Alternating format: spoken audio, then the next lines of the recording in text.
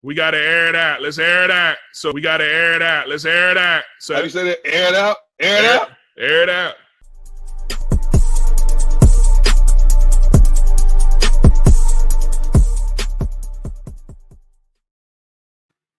What is up, ladies and gentlemen? Welcome to the Air It Out podcast. I am your humble host. Again, my name is Avery. I'm the vice president of Inside the Hashes, and I am joined on a panel of phenomenal analysts, and not just analysts, but just great people all across the board, starting with the one and only Say What Is Up to Everybody, Juan.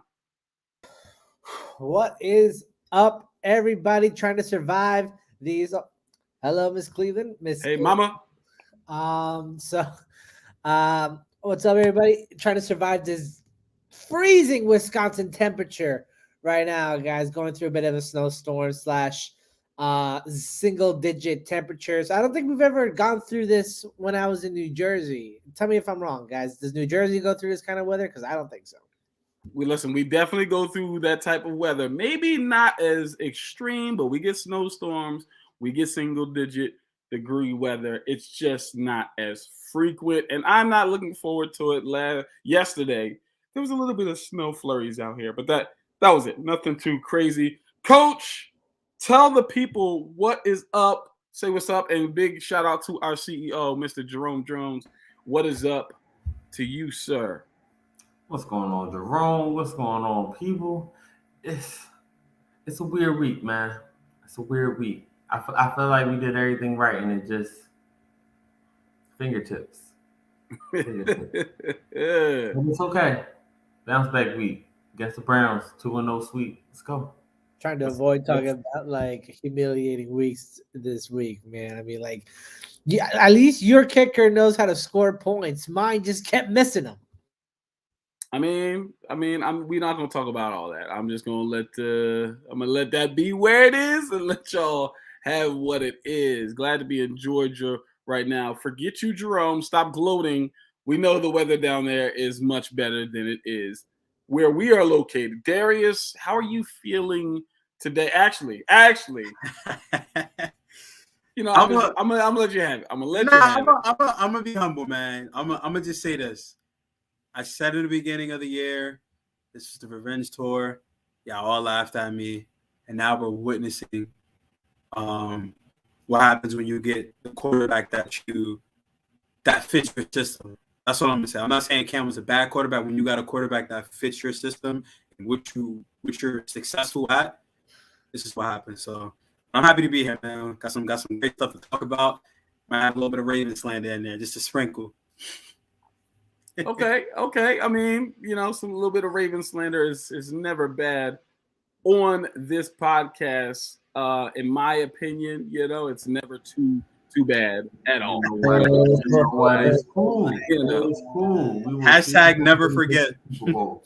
We'll see who makes the Super Bowl this year. You know, but anyway, listen, man, we appreciate everybody jumping in the chat. Georgia people cry about 50-degree weather. This is spring. Exactly, Jerome. Get used to it. Yeah, they couldn't handle the snow that we deal with. I don't think Georgia Bulldogs share the same sentiment, Jerome. Badoom. Ouch. That hurt. Roll Tide. If you don't know what he's talking about, the Roll Tide rolled up and tided. Hey, I'm going for Cincinnati this year, man. It's about time non-power fives get some love. That's the only thing that's good in good spirits. This is bad. Oh yeah. We're just gonna let that live where it lies. I agree with you, Juan. I want Cincinnati to win it all, and I'm a Bama fan. I want to see somebody else from outside, as you said, one of those Power 5 schools just come in and be like, "Listen, we here now. What's up? What y'all gonna do with it?" And I just love what they're doing down there in Cincinnati. I mean, they've got a great coaching pedigree, and obviously they're coaching those players up to play at the top tier levels. But this is not the RPO podcast. This is the Air It Out podcast, and we talk about Georgia versus Michigan. Sup, my GA fam. Hey, I mean, listen, That would be listen, I'm not even going to get into that. I would just say go blue in that regard because I love Michigan as well. But like I said, it's not the RPO podcast. It is the Air It Out podcast, and we talk everything. Pro football here. That's right, the NFL. And so I actually want to know from you guys, our first topic, right? Surprise, surprise. I want to know, who do you think is the most surprising wide receiver this year? Obviously, there's a ton of names that you can say, but if you could pick out one, who would you say is the most surprising wide receiver this year? Darius, I'm going to start with you. Sorry, muted myself. But I think when it comes down to most surprising receiver, I think we can possibly maybe all agree on one name, and it might be Cooper Kupp. I think he may be the most surprising in the sense of no one thought that he would be this good this year, statistic wise, right? Like he's literally a touchdown machine. He gets open. He's not the biggest guy. He's not the fastest guy, but his route running mechanics is just phenomenal. And you throw in the fact that he has Matthew Stafford throwing him the football. But I'm gonna be a homer, and I'll tell you the reason why is because of the system that he came in, and then what he's doing for that team. And I'm gonna go with Kendrick Bourne. I think Kendrick Bourne was the best free agent wide receiver signing, and not just a stat wise. He does everything you ask him to do, not just on the field, but off the field. His off the field energy that he brings to that wide receiver room, something that I felt lacked in the New England's locker room since probably Randy Moss or Wes Walker, however you want to look at it. But I think what he's doing, he's running the jet sweeps, he's getting open, he's blocking, he's doing everything that you would ask him to do. And he's such an underrated component in that New England offense because you hear so much of the running game. You hear so much of, Mac Jones and obviously offensive rookie of the year. But I think he's having incredibly one of the most underrated seasons. A couple of honorable mentions, Jaylen Waddle. The dude is just phenomenal this year. And I think we all can agree that he was going to have a good season, but the numbers that he's producing, it's just phenomenal. You got to look at Miami. Yeah, they were losing, but now that they're winning, I think he's starting to get a little bit more recognition because Miami's 6-7. They're starting to get things together. Jamar Chase, another guy who's playing well. Shout out to Deebo Samuel, another guy the guy's been just a freaking wide open machine. He's getting open, he's scoring, he's doing everything in that offense. But for me, it's Cooper Kupp, and then followed by those honorable mentions. Not mad at it. It's pretty solid list there. And I like it. Jerome said, anyone that says Jamar Chase clearly hasn't been listening to him. If you don't know, Jerome is a huge Jamar Chase fan. He's been screaming it from the top of the mountaintop since before the draft even started. He said this guy is a dog, and he wanted the Eagles to take him. And so he is Jerome's guy. So he's saying if you choose him, it's because you weren't listening to him. You should not be surprised if you were listening to him. Chris says Jaylen Waddle leads all rookies in receptions. If they fix that O-line, then his yards per catch would be higher next season. I could not agree with you more there, Chris. I could not agree with you more, which is something that is rare on the Air It Out podcast. Anyway, Darren, shout out to you, Coach Braxton. I need to know, who do you think is the most surprising wide receiver? All right, so I got to honorable mention Cooper Kupp for me, honestly. It's 100 catches, over 1,300 yards, 11 touchdowns, with like 8 or 9 games almost of over 100. That's just ridiculous to start the year. I know, okay, Matthew Stafford's there. It's not Jared Goff, but good God, that's just crazy. Another person for me is got to be Jamar Chase. Got to shout out to my fantasy squad for this man right here saving it all year long. Deontay Johnson is in the top 10 right now when it comes to receptions, when it comes to yards. This guy is a beast for that Steelers offense, so I got to honor mention him. But my guy, the guy that surprises me the most, Deebo Samuel. In 11 games, not all 13, but 11 games so far, he has over 1,000 yards receiving, 5 touchdowns for 56 catches with the rushing ability. He still has over 200 yards for rushing and another 5 touchdowns, 10 total touchdowns. The guy you can put anywhere on the field, whether it's on the outside, the back, slot, does not matter. Got to be surprised by the way he's really producing and trying to come into that number one role. Okay, I like it. Some solid picks so far. I do like it. I like your picks so far. Jerome says that Cooper Kupp has shown this before. It's not surprising to him. I kind of can lend to agree with Jerome on that one. Yeah, I mean, we've seen this from Cooper Kupp before. Matthew Stafford is a high volume QB, so it's not surprising that Cooper Kupp is showing that, again, he, when it comes to slot domination, I mean, he's that guy, and now he's showing that he can play on the outside as well. And to Chris's comment, Darnell Mooney, a very, very, very solid receiver, has emerged as the wide receiver one in Chicago, even with Allen Robinson being there. So shout out to that. Very good assessment, Chris. Juan, who do you think, man? Who is the most surprising wide receiver for you?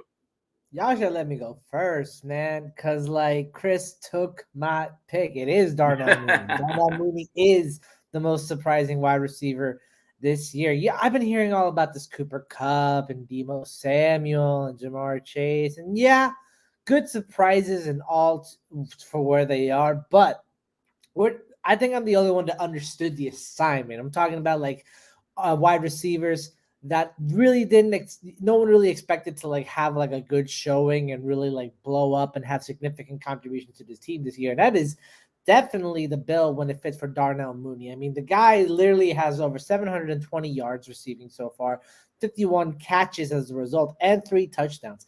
Not bad, not exactly wide receiver one production, but still good enough to warrant, getting consideration for being a surprising wide receiver. Cordell Patterson is an athlete, not just a receiver. Get your facts straight, Jerome. Facts. Not to mention, Mooney has 3 120-yard receiving games. All right, that is elite level status, especially for a rotating carousel that is the QB room up in Chicago. Honorable mention, and I'm gonna be a team homer for this because you can't deny the facts. Elijah Moore, the wide receiver for the New York Jets. You can't deny that the guy has talent. He's been injured a little bit to start, but the fact of the matter is that he is a true top option at wide receiver. And also Zach Wilson, rookie of the week for the second time this year. How many of y'all rookie QB still got that? None, y'all. All right. We're celebrating weekly awards. I just really can't even comment. Zach Wilson got a mention. I don't have enough in my life to warrant having good things. Let me have this. I understand. For that reason, Juan, you got it. No. I'm going to go with my answer, ladies and gentlemen. Let's see what we got here. I mean, Elijah Moore camp as well, Juan. Listen, I think Elijah Moore is a phenomenal player. I think he's going to be a great receiver in this league. I think he's actually very underrated. I'm just not going to put him in that category because of the fact that his opportunities haven't been there all the time. So, like, we can see the spurts and the splashes where we're like, oh, yeah, you get him a quarterback, an offensive line, he's going to be special. But right now, I'm not going to say he surprises me. And the reason he doesn't surprise me is because, like I said, I expected this. I expected more production, obviously, because of how they were toting Zach Wilson. But it is what it is. Devonta Smith, I give him an honorable mention because he's been inconsistent, but in games where you would think that he had a less than favorable matchup, he's actually shown up for the Eagles, and he's shown up in ways that I don't think even they were actually foreshadowing. However, for me, my answer is the guy that I've been talking about for a long time, and I said if you give him the opportunities, he's going to produce. He just doesn't have the big name. He doesn't have the big frame, and his name is Hunter Renfro. That guy has been absolutely balling this season when it seems like the receivers for the Raiders have just all but disappeared. Outside of Darren Waller, I mean, Brian Edwards hasn't been anything to really, told about. It's been look. See, me and Chris are just in sync today. Shout out to the GOAT, Hunter Renfro. Hunter Renfro has been absolutely doing it this year. Anything and everything they ask him to do. I mean, from, he returns punts. I mean, did you see the tackle that he made when they tried to fake a punt on him? I can't remember what game that was, but it was just, I mean, his IQ is phenomenal. Route running, hands. He's the go-to guy on third down if Darren Waller is in fact covered. So Hunter Renfro is my guy. I'm glad he's finally getting those opportunities. I'm saying he got a Rookie of the Week award like Elijah Moore. Very true. But again, even still, Devonta Smith, like I said, in spurts, he's shown up to where it's like, okay, this is the guy that we wanted to see more of. I think honestly, if they were in a different style offense, I think Devonta Smith probably would, have some other numbers. We'll put it that way. I think honestly, personally, I think that they're using him incorrectly, but that's just my personal opinion. And I just, we're not gonna talk too much about the Eagles because they've got their own problems, and the campaign still goes on. So it is what it is. Let's see. Also, it's time for Justin Jefferson to be in that top 5 wide receiver category. Okay, I mean, I think there's definitely an argument that could be made there. That could be, you know what? Definitely. Definitely. Yeah. As a matter of fact, with that being said, I'm gonna throw a curveball at you guys. I'm gonna ask you right now, right?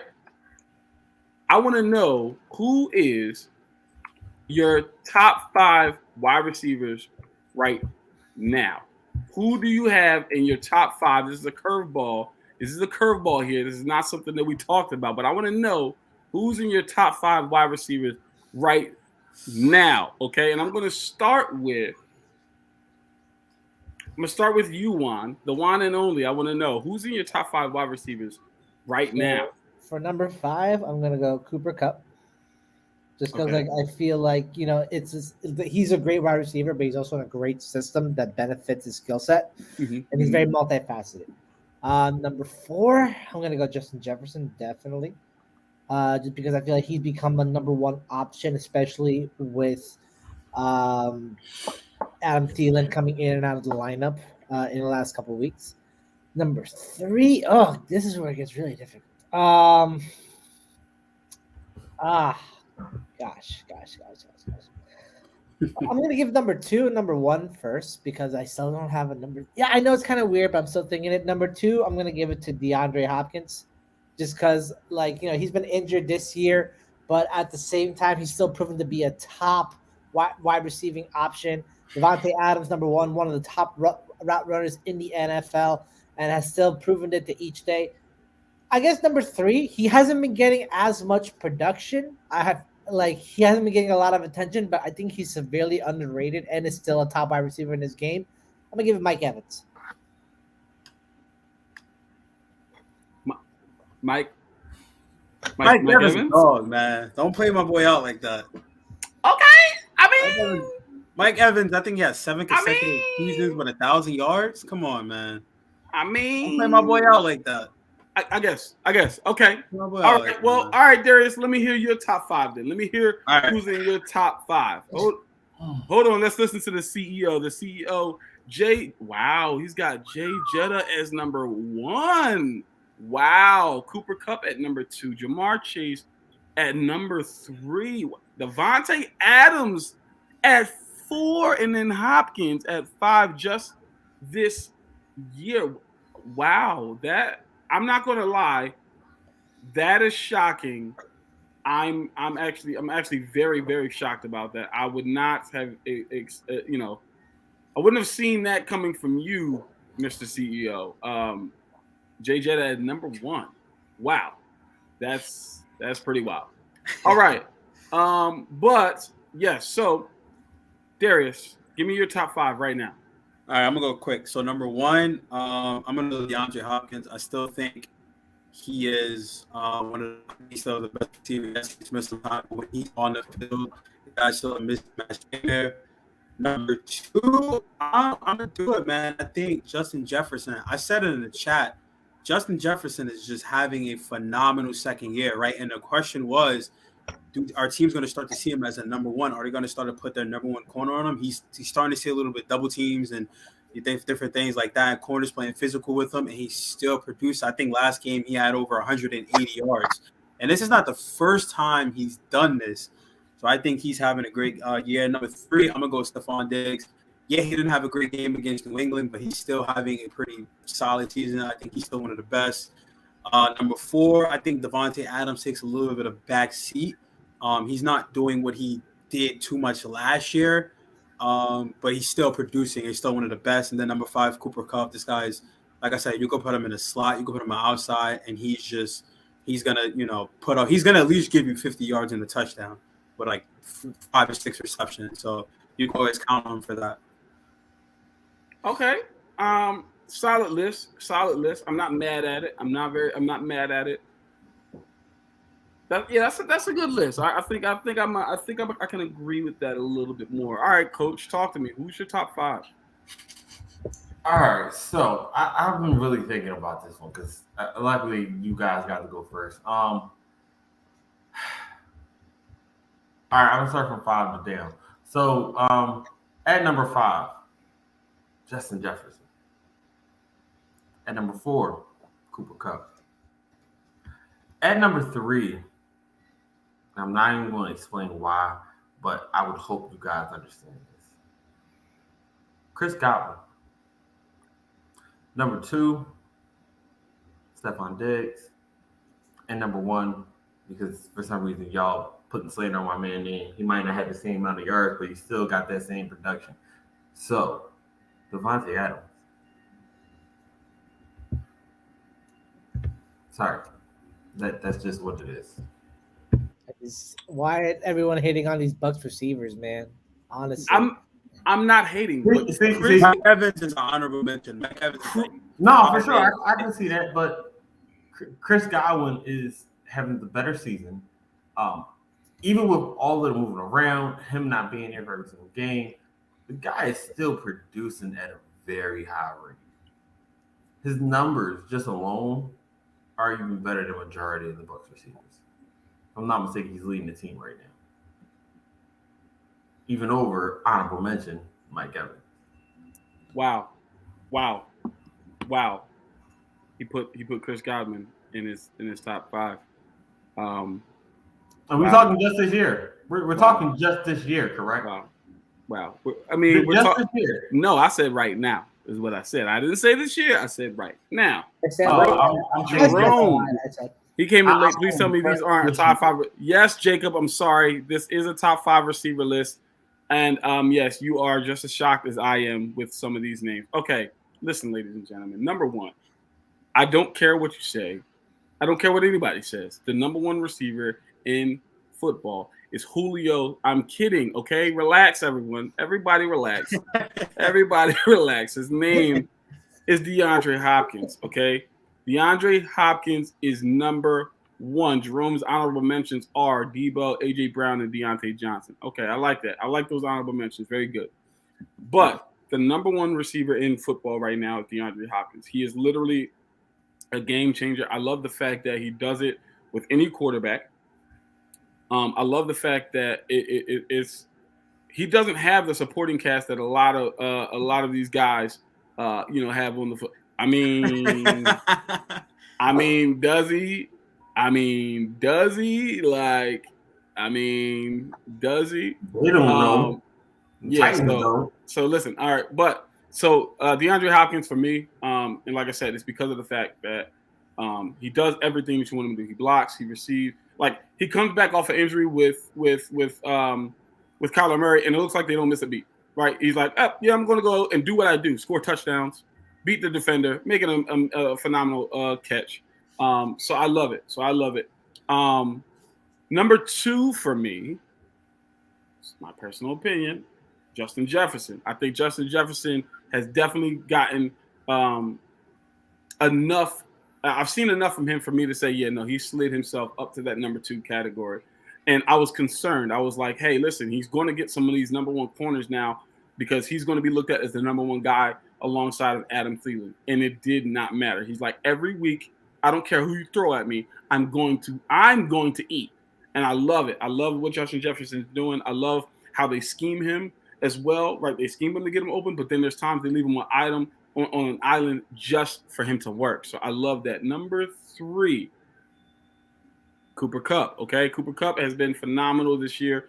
I think he's definitely vaulting himself into the top 5 conversation. So right now, I'm going to put him at number 3. Number 4, a guy that you guys have left off the list. I'm not sure why, but if you look at his numbers, though his team hasn't. They started off bad, but they've got a string of wins here. Tyreek Hill is still at the top of the league when it comes to numbers. So at 4, I'm going to put Tyreek Hill in there. You're talking about somebody who's at almost 90 receptions already, almost at 1,000 yards. He's got 8 touchdowns. He still affects the game in ways that we just don't understand. His speed is just otherworldly. And then number 5, I'm going to put, and this is gonna shake up some feathers here, because I'm going to leave somebody off. But I'm going to put Staphon Diggs over Devonte Adams. I'm going to put Staphon Diggs in there over Devonte Adams. I think he changes the game a little bit more than does Devonte Adams. Oh, wow. I don't care. Tyreek Hill is still a top 3 wide receiver. Look at, Jacob knows something. Jacob knows something. The only reason I don't put Tyreek Hill on that list yet is because every time he's, like a lot of the times this year, every time a ball's come his way, it's deflected off him for an interception. Right? Wow. I'm right there with you. Wow. I'm right there with you, Juan. It's the drops, it's the interceptions. Wow. Look, the numbers aren't great. The team that's bringing them. The numbers can only say so much. When you have that much of a turnover impact on your offense, enough to like kind of hinder your quarterback's production as a result, I can't say that you're not as much of a liability in the game. But I don't think of it that way. I think that's on Patrick Mahomes. I think that is just a maturity thing more so than it is he's depending on him. I think Mahomes, I think because of how good Mahomes has been, we have literally forgotten how young he is. Like, just remember how young Patrick Mahomes really is. We're not talking about a 7, 8 year, 9, 10 year quarterback. Like, is he in? I think this is year 4 or 5 for him. Like, he's still a young quarterback. So I think he's just got some maturing to do. I don't think it's necessarily all on Tyreek Hill in that regard. I got one. So I got one last thing for you. Okay. Tyreek Hill has only had, I believe, 2-3 games of over 100 receiving yards. For a guy that's built off of speed and an explosion, it's not what you want to see. Mm-hmm. I still love Tyreek, but he's just having a little bit of a down year, especially in his terms. Yeah, I mean, but even still, with those numbers, he's still almost at 1,000 yards, 8 touchdowns, almost 100 catches. Like you just said it, he doesn't have too many 100 yards. It just means he's affecting the game in other ways now. So I still have him as a top 4 wide receiver. And so that's just me. All right, ladies and gentlemen, I appreciate it. I appreciate all of those things, all of your comments. Please continue to leave us your comments. All right. So now we're gonna move into our next category. There it is.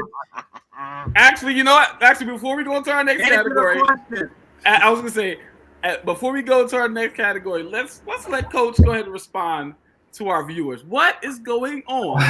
Everyone put yourself on mute. Everybody take it. I'm giving you 3 minutes to explain this. I'm putting it on the clock right now. I need 1. Okay, all right. Listen, you know what? How about this? I'm gonna give you 1 minute and 10 seconds. How about that? 1 minute, 10 seconds, starting now. Go.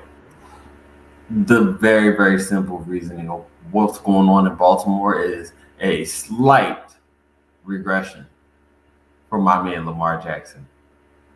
The injuries that continue to pile on, including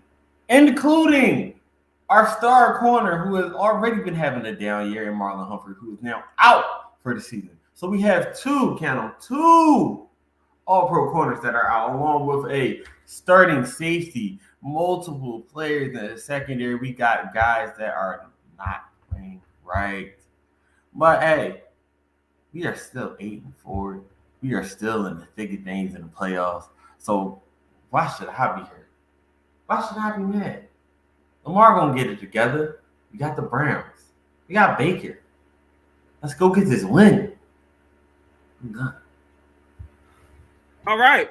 Did it with 14 seconds to spare, ladies and gentlemen. And shout out to Coach's wifey. We're not trying to gang up on him. We was just, we just wanted to know what was going on. That's He's all. playing the classics right now. He screamed hashtag 350 every week. So it's every week. Right hand always hashtag 350. I still gotta rock with him. Hashtag 350. Listen. Hashtag It's a good week to do it too, right? It's a good week to do it. Cups of the Rose, Drake voice. I like it, Chris. Gang on Coach. No, we're not gonna do that. We're gonna. Oh, okay. Well, never mind. That's the CEO. He made the decision. All right, there it is, ladies and gentlemen. All right, listen.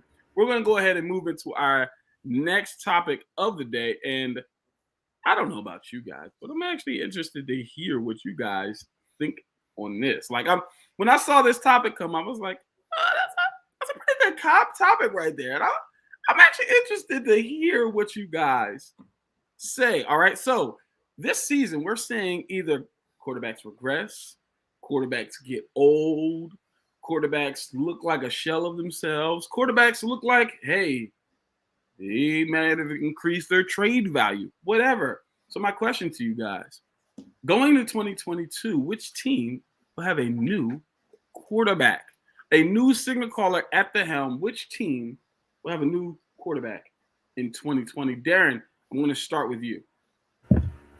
So we all know it's going to be a few teams that switch quarterbacks. It was like 14 or 15 this year that alone switch quarterbacks. But there's two teams I'm really thinking about when I hear about this. One would be the Pittsburgh Steelers. We all know this is Big Ben's last ride. Even Big Ben knows it, as he reported to some of his teammates already, that he's going to be on his last ride with the Steelers, at least. But everyone knows it got to happen. I cannot wait for it to happen. Sick of seeing the guy. Sick of playing him twice a year. It is what it is. But who are they going to go with? Is the guy going to be a mobile guy? Are they going to go with someone that, actually is going to be more of that pocket passer and just have a little bit of mobility? So I really want to see what direction they're going to go, see if they hit on the trend of more of a Ravens side or more of a Bengals side and Browns. But can't wait to see them evolutionize it and have 4 new quarterbacks. But number 2, and this one, I really thought about, and I cannot wait to see if this happens. The Giants have a new starting quarterback next year, and it will be done by a Daniel Jones trade to the Texans, as he will be the new face of the franchise for the Texans, who already, we all know, don't do well, period. So, I really would love to see that happen for a few picks of theirs and see what the Giants can do with a new guy at the helm, invest those new picks into offensive linemen. They already have plenty of weapons. The defense is surprisingly well, and they will probably be even better if they can actually play with a lead, actually play with an offense they can count on. Same thing that happened to the Bucs. All right. I like it. I'm not mad at those picks. Real talk, Atlanta, are they going to burn, or are they going to burn the city down there? I mean, I'll give my thoughts on that when it's my turn. Darius, give me your thoughts. Darren really hit it on the nail. He took my 2 teams. I think Pittsburgh has to be the most common answer because of what Big Ben said. And honestly, I thought last year the way he left was probably going to be his exit, but I understand you don't want to leave after you get blown out by your divisional rival at home. You don't want to retire. You want to come back and play. So I understand from a pride perspective, but I think Big Ben is done. And like Darren said, it's going to be interesting to see where Pittsburgh goes as far as quarterback. Are they going to draft one? There's a lot of talks that this quarterback class isn't as good as the last couple of classes. There might not be a quarterback that go in the top. I think that's right, something top 10 or top 5. So we could see quarterbacks possibly go later in the rounds. But Pittsburgh has a huge decision to make. Are they going to re-sign Dwayne Haskins and let him take over for a year, try to experiment with that? He had a pretty good preseason. And I think you give him a chance, see what he can do, see how he performs. He was able to learn from Big Ben, so he has that. He knows the playbook. So you give him a year and see how he does, and then possibly see how the draft class looks the following year if you're not really sold on this year's class. And then again, the New York Giants got to be outside of Pittsburgh. It has to be the New York Giants. It has to be. The Daniel Jones era has come to an end. You have to trade him. You have to start completely over because he is not the answer. He personally, to me, he's not all the blame, but I think the fact that the New York Giants haven't scored over 30 points, they got it was a streak or something like that. They haven't scored over 30 points. Like Jonathan Taylor has more touchdowns than the whole New York Giants offense. That's embarrassing. That's completely embarrassing when you have a quarterback who you thought was going to be your guy. Now, where the Giants decide to go, they have the capital. It's a solid market. You have a really good defense. You have to bulge up your offensive line. Like Darren said, you have the weapons. And your selling point is Saquon. Like, we really want to – Saquon's our future. You have a running back. You have a defense. It's just a matter of where the Giants want to go. But, yeah, man. And an honorable mention, Seattle. I think Seattle, Russ denied those trade rumors after he supposedly said these are the teams that he would play for again. Don't be surprised if Seattle has a new quarterback in 2022. Just saying. All right. I like it. I like the dark horse mention there. Juan, talk to me. What team will have a new quarterback in 2022? Y'all keep stealing my stuff. God, man, Avery has it out on me because I've been going last in both sessions the last 2 times. All right, no, I'm just kidding.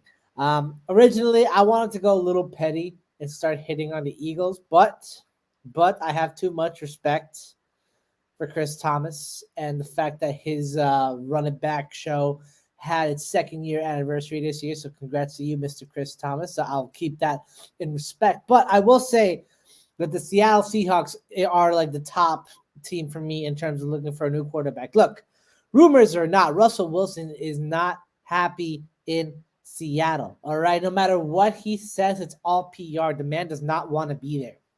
Pete Carroll is a shell of his former self as a coach. And the fact of the matter is the team is a sinking ship in all sense of the word. All right. That trade rumor that came out about Russell being able to would drop his trade clause for either Denver, New York, or New Orleans. I believe it. I sincerely believe it. And I believe that the Seattle Seahawks GM would do anything to try to get this team back into contention almost immediately, but he knows that right now the roster is not in a good shape to contend within the next 2 to 3 years. So what do? You trade your biggest asset, which is Russell Wilson. And I don't know where he'll go. That's up to anyone else's discretion to decide. But I will say, if Russell Wilson is no longer Seattle Seahawks in 2022, looking into some of the options that they can go into, it's not exactly a good market right now, draft-wise or free agent-wise. I mean, when I was compiling a list of possible replacements for free agents, I came up with Andy Dalton as a stop-bridge quarterback, and the kind that Pete Carroll could work with because he'll actually listen to Pete Carroll. I got Jameis Winston, just because of his mobility, his arm, and the fact that he is a wild card as the quarterback. Tyrod Taylor, again, a bridge quarterback for the kind of style of offense that the Seattle Seahawks are accustomed to, and Marcus Mariota. Even though he's only played a backup role for the Raiders, I think he still has enough of a decent chance to be a quality starter given the right system and the right offense that's surrounding him. And then draft-wise, I can only think of one QB in this. I can think of like 1 or 2 QBs in this draft class that I feel like would become available for Seattle since they only have a 2nd-round pick as their earliest pick to start. Malik Willis out of Liberty, who everyone's been calling the next Lamar Jackson, and Sam Howell out of North Carolina. Okay, not bad. I like it.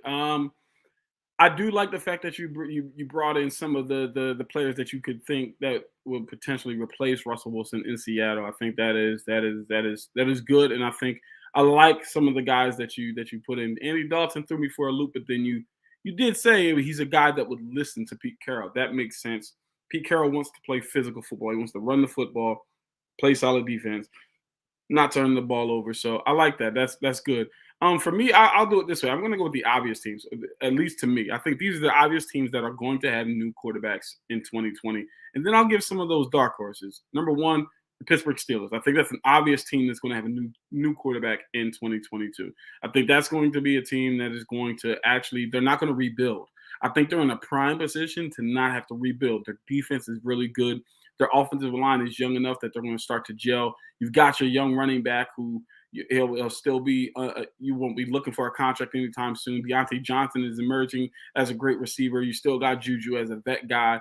I think the Steelers are in prime position to go out and literally do a lot of study this year and find that diamond in the rough quarterback in the draft, or make a trade for somebody who that they think is going to potentially take them over the hump. Somebody like a Russell Wilson, somebody like a surprise, potentially Matt Ryan, somebody like a quarterback that we've seen, maybe extended their welcome in a certain spot, and it's time for them to move on, aka Deshaun Watson, right? So I could see something like that happening. Number two, I think this is an obvious team, the Green Bay Packers. Shout out to Johnny Dean. I think that was to me, that was an obvious team. I'm surprised that you guys didn't say it. I think if they win the Super Bowl this year or not, I think Aaron Rodgers is kind of done with that team. I think he's completely finished. I think he doesn't really care for the team anymore. I think he's done. I think the only thing that may hold him to the Packers is if they win the Super Bowl. I think that's the only thing that would hold him there. But to me, that's the obvious team. And then the other obvious team, I would say, and Juan, I'll get to your comment. The other obvious team to me is Houston. I don't think Houston is going to have Deshaun Watson. I don't think they're going to have Tyrod Taylor. I think it's time for Houston to literally cut their losses and say it's time to completely rebuild. It's time to completely rebuild this entire team. They're not good on defense. They're not good on offense. They're just not a good team. It's time to rebuild. So I think those are the three teams that are obvious. Juan, you had something to say. I'm playing a little bit of Packer Insider right now. Attitudes within the Green Bay locker room seem to suggest that Aaron Rodgers is looking a lot happier in this Packers offense right now.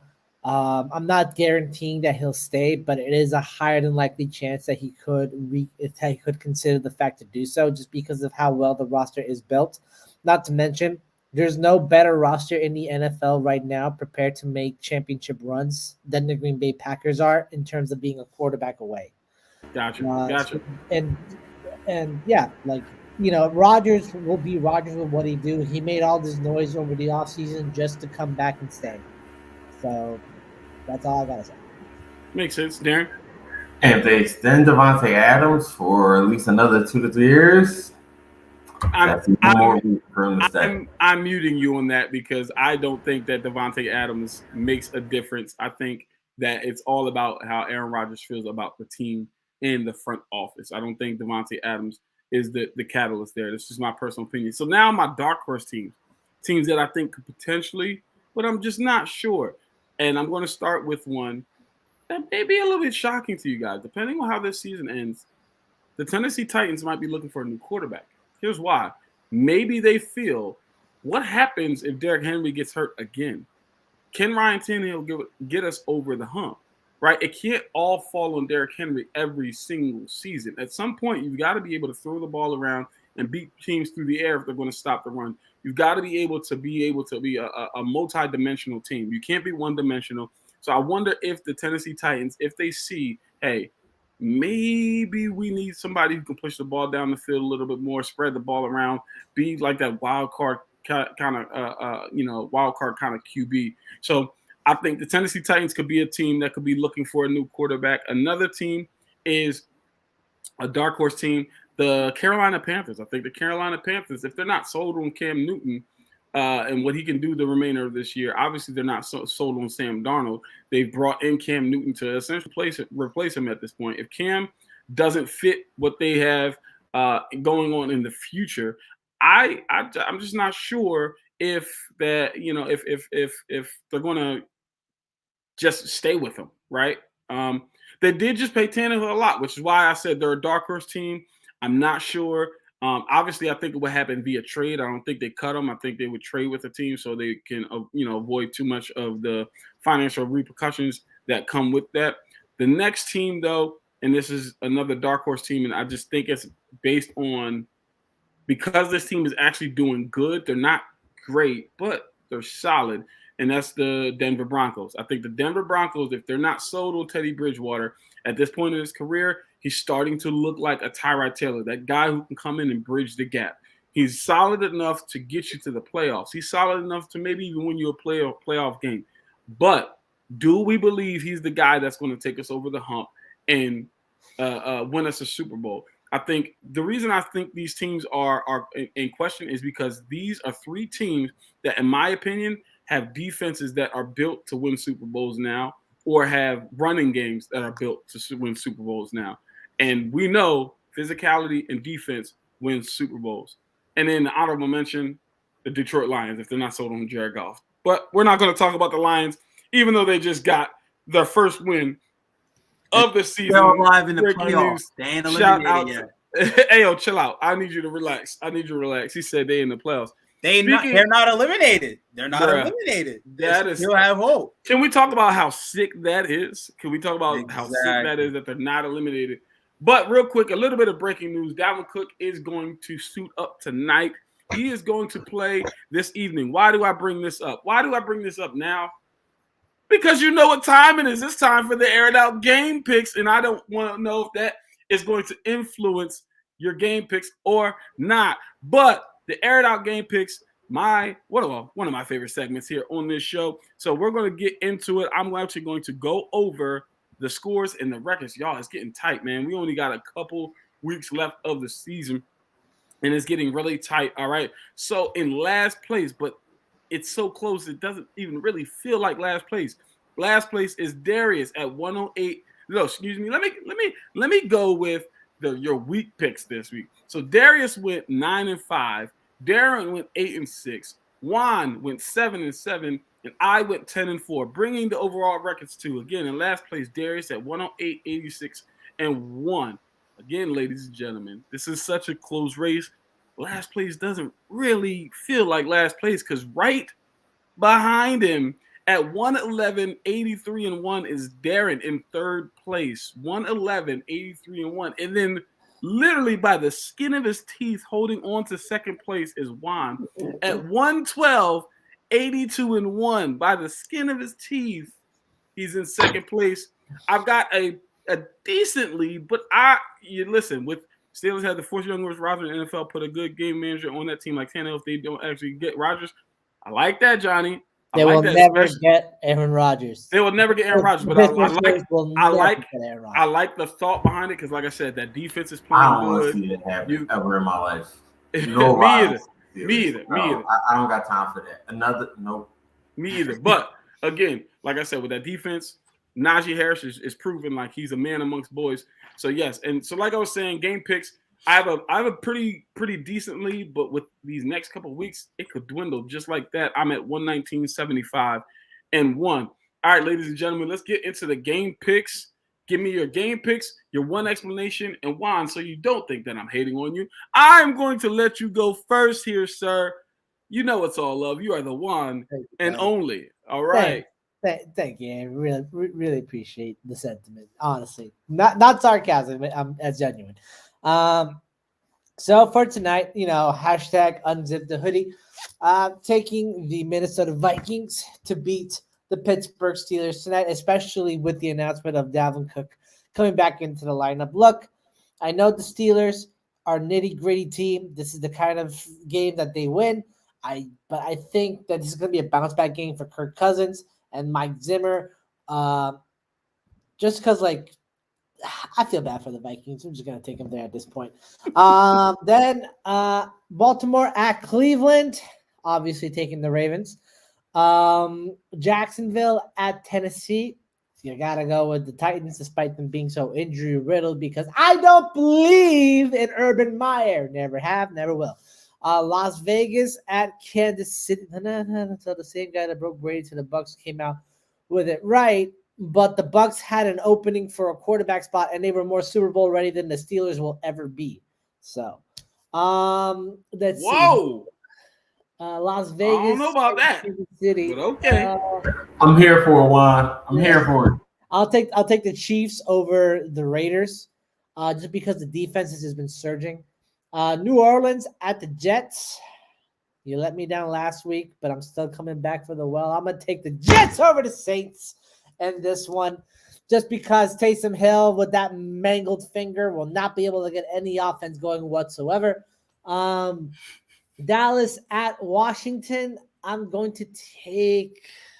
Oh, I hate myself. I'm taking the football team on this one.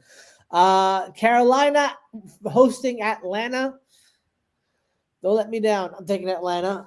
Seattle at Houston. Seattle. Detroit and Denver. Denver. New York in with the Chargers. I will take the Chargers.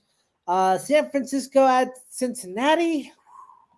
I will take the Bengals on that one. Buffalo at Tampa Bay. Definitely taking the Bucks there. Chicago at Green Bay. You know I gotta take the Packers, man. Like, it's not even a joke. And then for Monday Night Football, Arizona hosting the Rams. This was a tough one to pick, to be honest. But Game of the week. it is definitely game of the week. I'm going to say that the confidence boost against Jacksonville is really going to help into the momentum going into this game. So I'll take the Rams. All right. I like it. I like it a lot. I like the upsets, except for the Jets one. That doesn't. But hey, listen, you're a Jets fan, so you got to do it. I had to pick the Falcons over the Bucks once. So, hey, listen, I understand it. Coach, talk to us. All right, so Steelers, the Vikings. I got the Vikings. I can't believe I'm about to say this, but I'm going with the Cowgirls versus Washington team. Who did I hurt this city? All right. Titans versus the Jags. Titans. I had the Hawks over the Texans. I had the Chiefs over the Raiders. Sorry, Juan. It has to happen. Saints over the Jets. Mango finger or not. I'm talking about the Jets here. Don't let me down, Avery. Falcons over the Panthers. Ravens over the Browns. Bolts over the Giants. Yo, Darius got to talk about the Broncos this week in a good light. Because Lions get their second win this year versus the Broncos. Yeah. 49ers over Upset. the Bengals. Bucks versus the Bills will be my explanation game. Packers over the Bears and Cards over the Rams. Bucks will win this game by 2 points. Not even a field goal, by 2 points. This will be a very, very tough game between two heavy hitters, basically, in each of their respective divisions. And the Bills, for me, I don't think they are able to beat really good teams that well. All of their main wins have come against teams that have either a 500 or less record, or they've just not been playing well. The Bills, I really want to see them win, but I'm going with the Bucks on this one. I want to see if what the Patriots did to the Bills is going to knock some sense into them and have Josh Allen playing like Josh Allen of last year. Because that's been here all year long. Patriots will even be an option right now for number one. Sounds like there's a little bit of bitterness flowing from A little bit of hate, but it is what it is. flowing out of the mouth of Coach there. A little bit of bitterness, a little bit of hate, a little sprinkle of petty, just a small little sprinkle of petty. Listen. Like full petty. Okay. All right. Well, there you go. Darius, I'm going to let you go ahead and give us your game picks and your one explanation. Let's talk about it. No Patriots game this week. Well-deserved bye week. Nah. I just have a quick question. Tonight's a primetime game. Y'all not know who the quarterback of the Minnesota Vikings is? and what's his record in primetime games, and y'all really sitting here taking this man. Uh-oh. Yeah, I'm very come on, Pittsburgh. Like Kirk Cousins does not do well in primetime games. It doesn't matter if it's Saturday, Sunday. He doesn't do well in primetime games. Pittsburgh about to lose every game this year.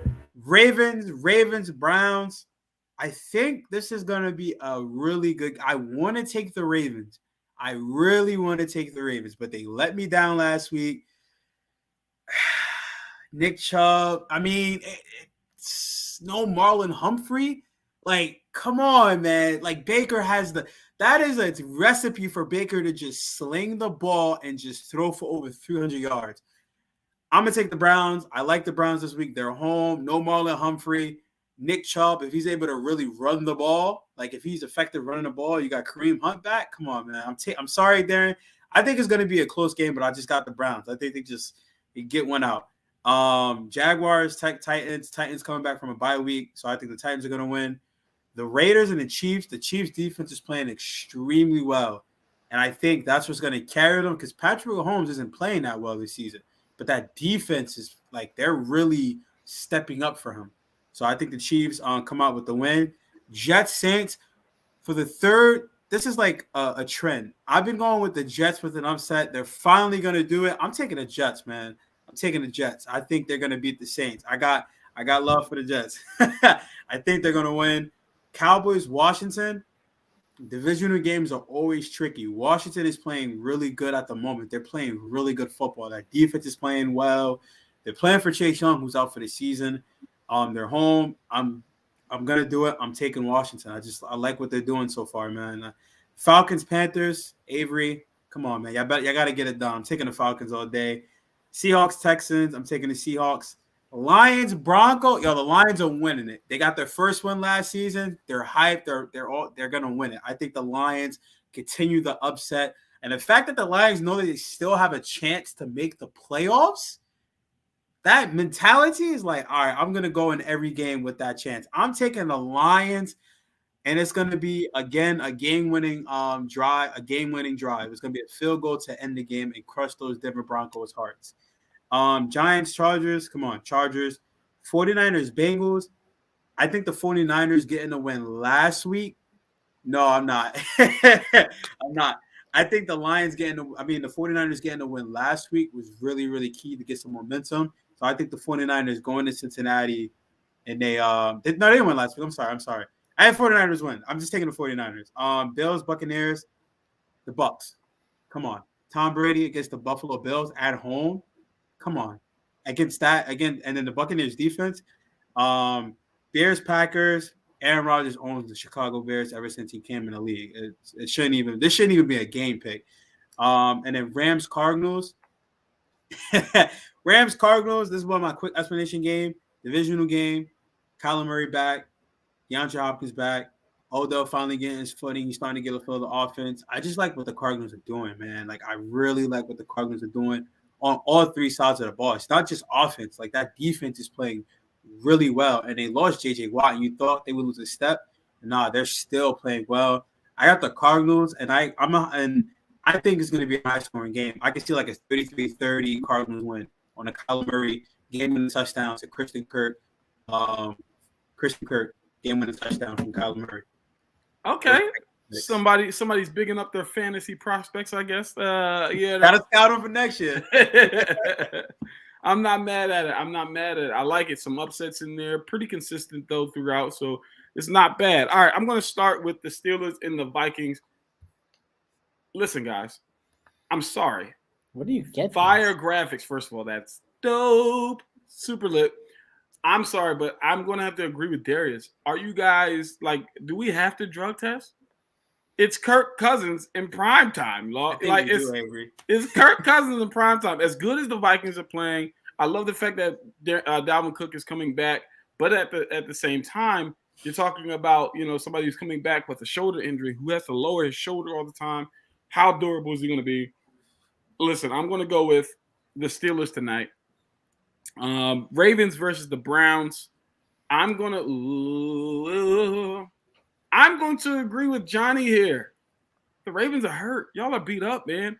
I think if you guys were more healthy, obviously it would be an easy pick for me.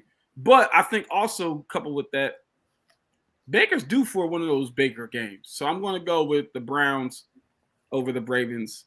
Jaguars versus the Titans. I'm going to take the Titans, though I wouldn't be surprised if the Jags win. Raiders versus the Chiefs. I'll take the Chiefs.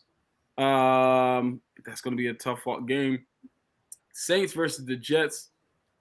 I'm sorry, but I'm going to go with the Saints. I want to go with the Jets, but I'm going to go with the Saints. Cowboys versus the Washington football team. Easily probably one of the best games of wow. But I'm going to go with the Cowboys. I think they pulled this one out. Very, very close game. Falcons versus the Panthers. You talk about Cam Newton. He's from Atlanta. But I think it doesn't matter this week. I think the Falcons get back onto the winning ways and potentially scrape themselves into the playoffs. Seahawks versus the Texans. I'm going to take the Hawks here. Lions versus the Broncos. All of you are tripping. I'm going with the Broncos. I'm going to go with the Broncos because y'all are tripping a little bit. Giants versus the Chargers. I actually feel an upset in my heart. I think the Giants are going to win, but I'm going to go with the Chargers. I'm going to pick the Chargers, but I have a feeling the Giants are going to win this game. But I'll go with the Chargers. Bengals versus the 49ers. The Bengals seldom lose back-to-backs this year, so I'm going to go with the Bengals. I'm going to take the Bengals here. I think the Bengals get the W here. Bills versus the Buccaneers. The Buccaneers are starting to click. It's about that playoff time. I'm going to take the Bucs. Bears versus the Packers. I'll take the Packers. Rams versus the Cardinals. I am. You know what I'm saying? I just listen. It's football, baby. You know, any given Sunday. Rams versus the Cardinals. Man, this one is tough.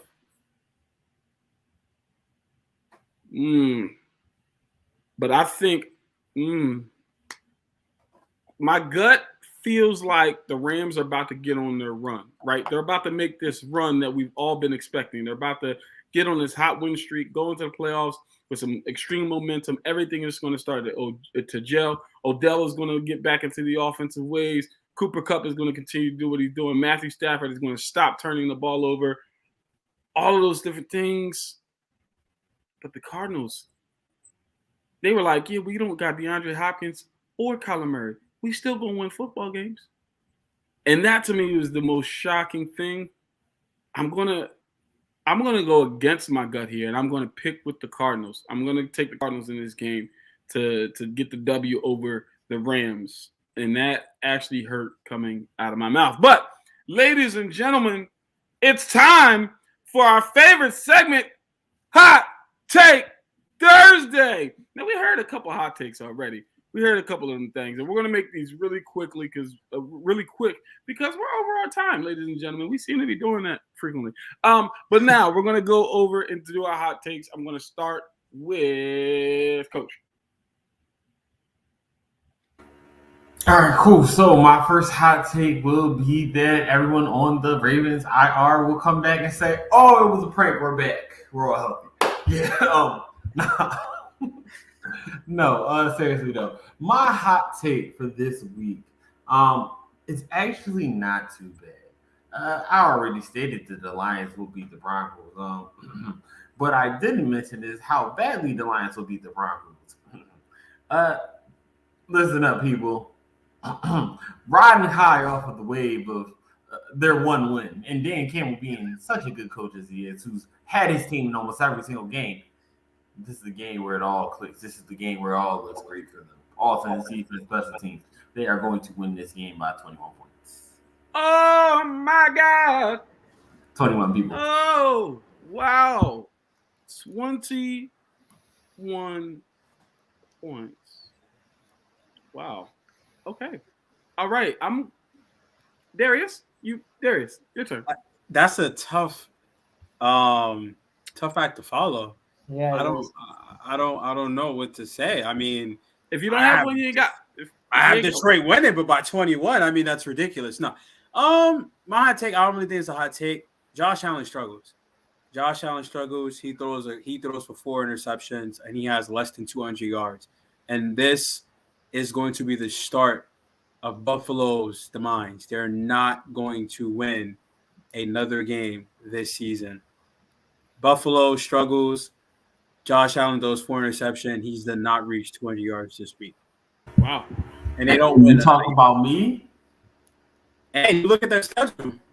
The teams that they play, You talk about me though. the teams that they play are all solid, decent teams that couldn't possibly beat them. Like they're not the remaining schedule. They don't have a game on that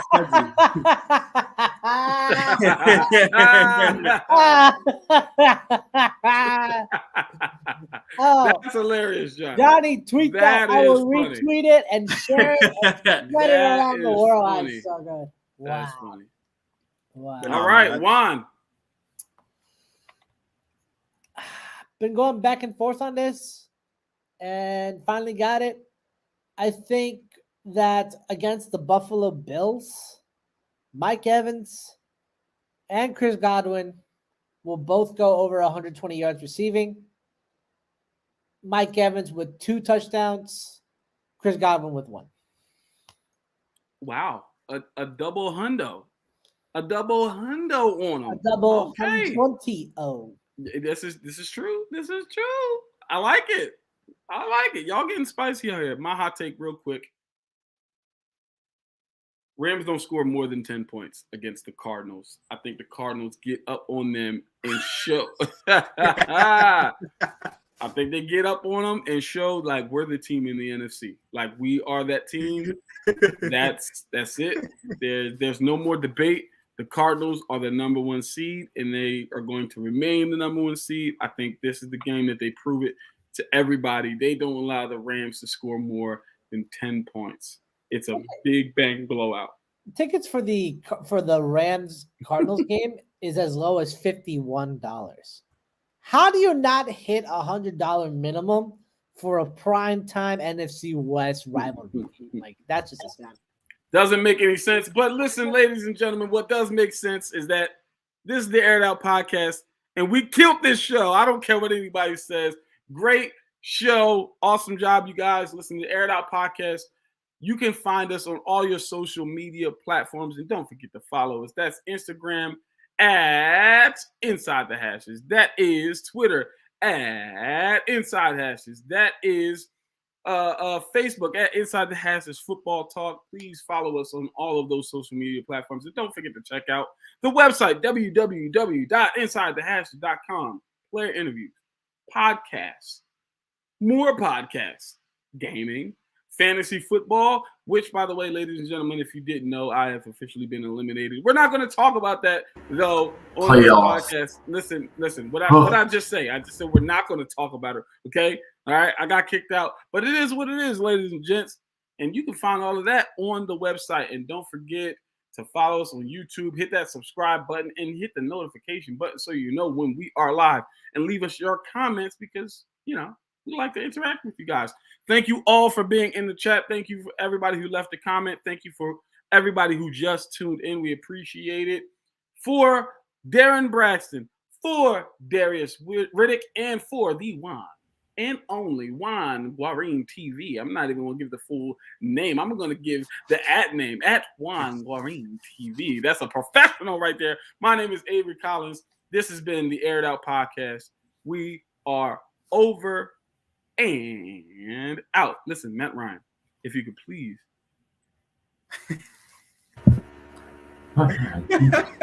Had to happen.